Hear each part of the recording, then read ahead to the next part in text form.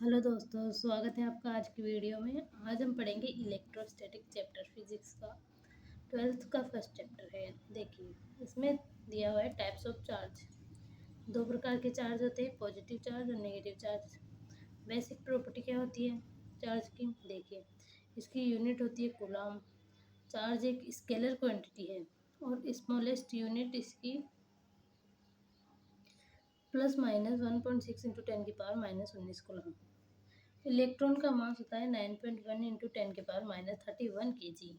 Proton का मास होता है 1.6 into 10⁻27 kg। Quantization of charge. Quantization of charge का मतलब है कि एक क्वांटाइज होते हैं, मतलब ये एक पूर्ण संख्या में होते हैं कि एक, चार या दो या तीन पॉइंट में नहीं हो सकते और बटे में से हम इनको नहीं लिख सकते। ठीक है, और हमेशा चार्ज कंजर्व रहता है। ये आप देखोगे एम्स 2012 का क्वेश्चन है एक। देखिए, identify incorrect for electric charge. गलत बताना है इलेक्ट्रिक चार्ज के बारे में। क्वांटाइज होता है, अभी पढ़ा है हमने कि क्वांटाइज होता है चार्ज। कंजर्व रहता है, अभी पढ़ा है कंजर्व रहता है। और एडिटिव होता है, पता है होता है। Non transferable. केमिस्ट्री में अपन पूरी केमिस्ट्री इसी आधार पर आधारित है। ट्रांसफ़र होते रहते हैं ना, उसमें चार्ज ट्रांसफ़र होते रहते हैं, तो नॉन ट्रांसफेरेबल तो गलत हो गया, तो यही इनकरेक्ट है। एम्स 2012 क्वेश्चन है। आगे देखिए, चार्ज इनवेरिएंट। फ्रेम इंडिपेंडेंट होता है चार्ज। चाहे अपन ज़मीन पे खड़े होकर देखें, चाहे ट्रेन में बैठ के देखें, चार्ज हमेशा कांस्टेंट रहेगा। ठीक है।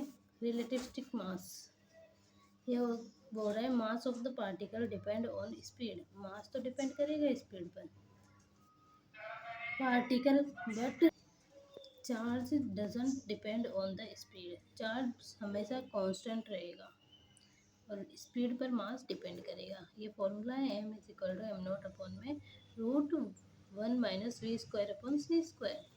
इम्पोर्टेंट है, ये आपको दिख रहा होगा ये एम्स 2000 का क्वेश्चन।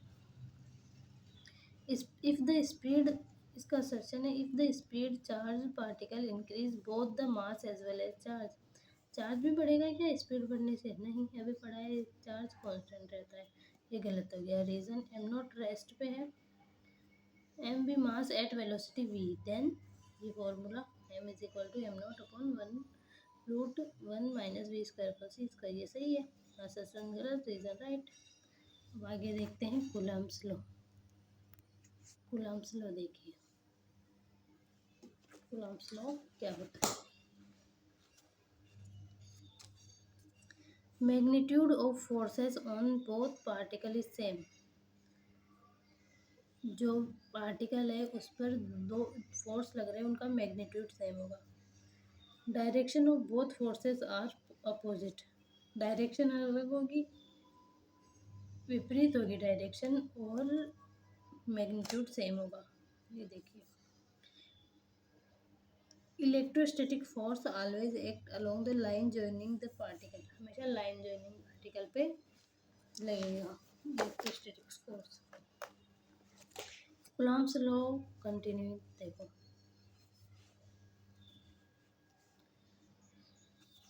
कूलम्ब्स लॉ का फॉर्मूला होता है फोर्स इज इक्वल टू के, कांस्टेंट है, के Q1 Q2/r²। ये फॉर्मूला इंपॉर्टेंट है, याद रखना है।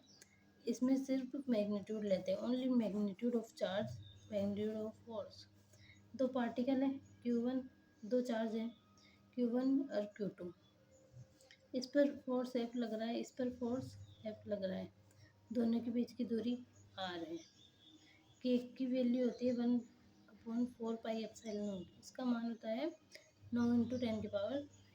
ठीक है, k = 9 × 10⁹ याद रखने वाला है। देखिए, permittivity of free space. Permittivity इसको अपन एप्सिलॉन से दिखाते हैं, एप्सिलॉन। ठीक है, इसकी फ्री स्पेस का मान होता है परमिटिविटी का 8.85 × 10⁻⁻12। अब एप्सिलॉन आर क्या होता है? ये होता है रिलेटिव परमिटिविटी। इसका फॉर्मूला है एप्सिलॉन अपॉन एप्सिलॉन नॉट, मतलब फ्री स्पेस में और मीडियम में ये रिलेटिव करके देता है। ठीक है, एप्सिलॉन इज इक्वल टू क्या हो गया, epsilon not upon into epsilon r. Permittivity, relative permittivity को ही हम डाई इलेक्ट्रिक कॉन्स्टेंट बोलते हैं। ये भी अपन को याद रखना पड़ेगा कि रिलेटिव परमिटिविटी को ही डाई इलेक्ट्रिक कॉन्स्टेंट बोलते हैं। देखिए नेट फोर्स, इसको एप्सिलॉन आर और के, ये के और ये के सेम नहीं है। इस के का मान होता है 9 इंटू 10⁻9, लेकिन ये एप्सिलॉन आर को ही के बोलते हैं। ये के और ये डायमेंशन लेस होता है।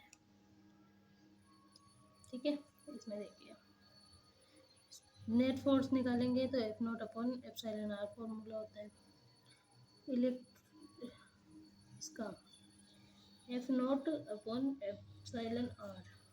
ठीक है, देखिए दो चार्ज है Q1 Q2, इधर की डायरेक्शन में इसमें 10 न्यूटन, इधर की डायरेक्शन में इसमें 10 न्यूटन। मीडियम क्या है, वैक्यूम में है। देखिए तो ये एप्सिलॉन नॉट हो गया, और एप्सिलॉन आर मतलब कोई रिलेटिव करना है अपन को, इसमें कुछ मीडियम डाल दिया है। वैक्यूम में, देखिए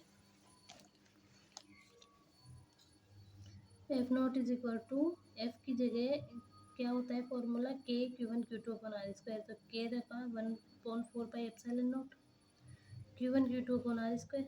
मीडियम में 1/4 पाई एप्सिलॉन नॉट, मीडियम है ना क्योंकि, इसलिए एप्सिलॉन ले लिया। यहाँ पे वैक्यूम है तो epsilon not, Q1 Q2 upon r square. अब देखिए एप्सिलॉन अपन ने निकाला था, एप्सिलॉन नॉट और एप्सिलॉन आर, ये वैल्यू रख दी यहाँ पर एप्सिलॉन की जगह, और ये पूरा क्या बन गया, 1/4 पाई एप्सिलॉन नॉट और Q1 Q2 आर स्क्वायर, ये बन गया अपना एफ नॉट, ये बन गया ना एफ नॉट। बचा क्या, एप्सिलॉन आर, ये नीचे आ गया। ये फॉर्मूला अपन ने निकाल दिया। ठीक है, ये देखिए आगे अपन कुछ क्वेश्चन करेंगे। ये क्वेश्चन 2 बार आया हुआ है, एक तो एम्स में ही आया हुआ है दोनों बार, 1997 और 2016। देखिए क्वेश्चन है, two charged sphere separated by a distance d exert some force on each other if they are immersed in a liquid of dielectric constant अभी अपन ने पढ़ा था, रिलेटिव परमिटिविटी पढ़ी थी ना अपन ने, वही तो डाइलेक्ट्रिक कांस्टेंट था, मैंने बताया भी था। Then what is the force exerted if all other condition are same, सारी कंडीशन सेम है। और अगर देखिए क्वेश्चन का मतलब है कि दो चार्ज स्फीयर अपन ने डी डिस्टेंस पे अलग अलग सेपरेटली रख दिए हैं, और वो एक दूसरे पे कुछ फोर्स लगा रहे हैं। अगर उनको अपन एक लिक्विड में रख देंगे, एक मीडियम में, तो फोर्स पूछा है अपन से। देखिए तो देखिए अपन को फोर्स निकालना है। अभी अपन ने फॉर्मूला क्या पढ़ा था, F is equal to F not upon epsilon r. तो फ्री स्पेस का जो भी होगा वो मान लिया अपन ने एफ होगा, एफ और एप्सिलॉन आर अपन को दिया है 2, तो एफ अपॉन में इसको मानना है एफ बटे 2। ये ऑप्शन कौन सा है, ए ऑप्शन है, इस पर क्लिक कर दो। ठीक है, ये क्वेश्चन सॉल्व हो गया। अगला क्वेश्चन देखिए, पढ़िए आप। अगला क्वेश्चन है, when air is separated by a dielectric medium of constant K, air है ना, एयर मतलब वैक्यूम है, मतलब एयर है, वो रिप्लेस्ड बाई ए, मतलब एयर को अपन ने रिप्लेस कर दिया, उसकी जगह अपन ने डाइलेक्ट्रिक मीडियम डाल दिया, उसका कांस्टेंट के है। Maximum force of attraction between two charges separated by A distance, तो देखिए क्या फर्क पड़ेगा। डाई इलेक्ट्रिक कांस्टेंट को अपन क्या बोलते हैं, बताया था। अगर फोर्स पे क्या फर्क पड़ेगा अगर इसको बढ़ाएंगे, फोर्स पे क्या फर्क, डिस्टेंस को कम करेंगे देखिए, तो डिक्रीज होगा के टाइम्स। ठीक है, ये APMT 1999 का क्वेश्चन है।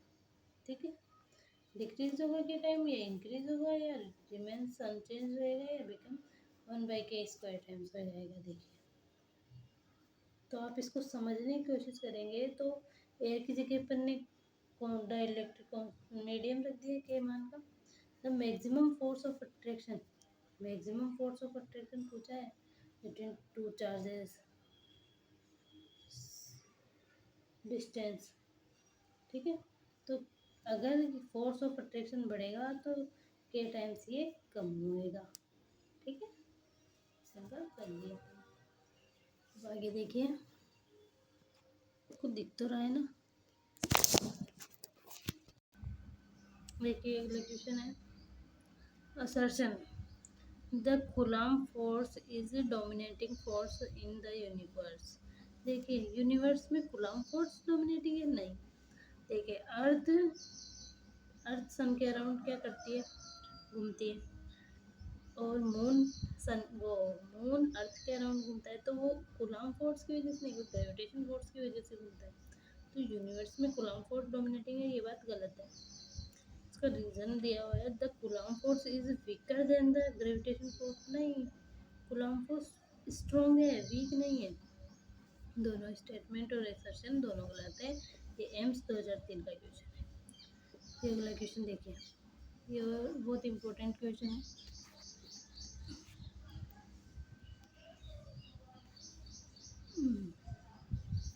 आई थिंक अब आपको दिख रहा होगा।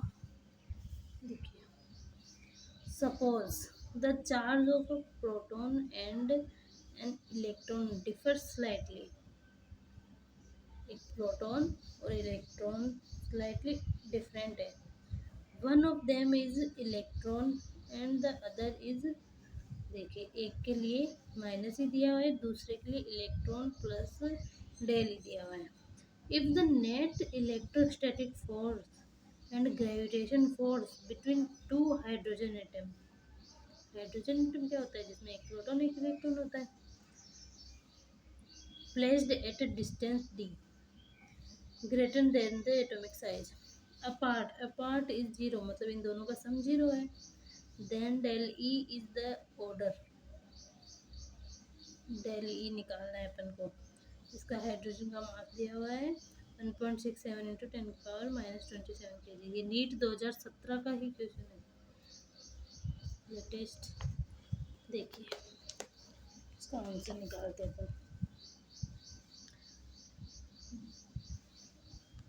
दिख रहा है ना,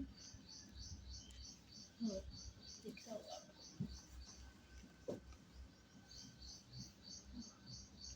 देखिए दो न्यूक्लियस है, वो दो एटम है, प्रोटॉन इलेक्ट्रॉन, इलेक्ट्रॉन इसके ऊपर घूर्णन करते हैं, मतलब घूमते रहते हैं।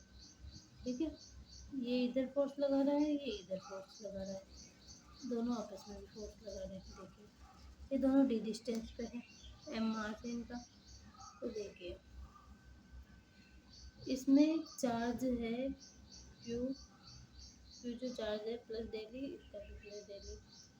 अब ग्रेविटेशन फोर्स हमेशा एट्रैक्टिव होता है, इसलिए दोनों एक साइड में लग रहे हैं। देखिए फोर्स तो इलेक्ट्रोस्टैटिक फोर्स भी लग रहा है इसमें, और ग्रेविटेशन भी, तो मतलब इनका सम जीरो है, अपार्ट इज जीरो लिखा हुआ था, तो इनका सम जीरो है, मतलब कि बराबर होगा इनका मैग्नीट्यूड, जब भी जीरो आएगा, है ना। तो देखिए ग्रेविटेशन फोर्स का फॉर्मूला होता है G m²/d², और इलेक्ट्रोस्टैटिक फोर्स तो होता है K(q²/d²। तो देखिए d² से d² गया, बाकी कुछ आपस में कैंसिल नहीं रहा, तो Q निकालना है अपन को।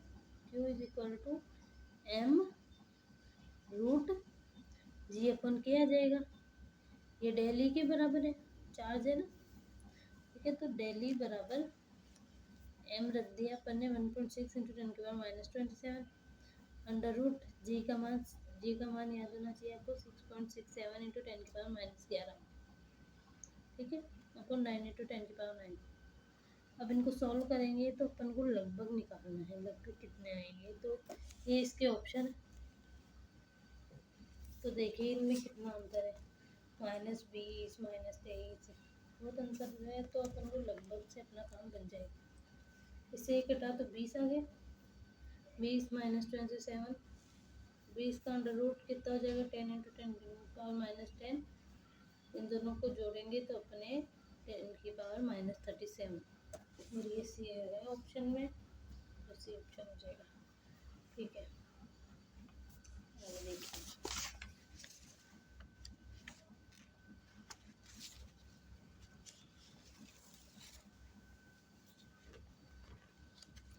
कूलॉम्स लॉ की वेक्टर फॉर्म है, इसको पढ़ेंगे हम अगले पार्ट में। ठीक है, जब तक के लिए आप लाइक करें एंड सब्सक्राइब करें, प्लीज़ हमें सपोर्ट करें।